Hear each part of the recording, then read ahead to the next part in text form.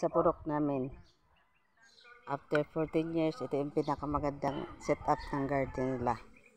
Ayan. May mani, may munggo, may sitaw, may mais, may gabi, may kamuting kahoy, at may kamote.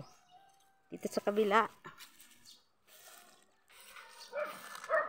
may alugbati, may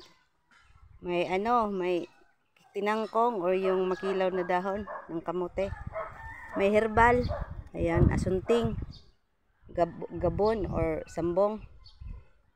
Tapos may ampalayang bukid, may bawang, may sibuyas.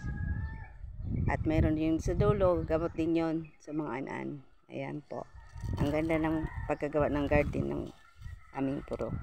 Salamat sa aming purok kagawad na si Danilo Adami. Thank you for watching.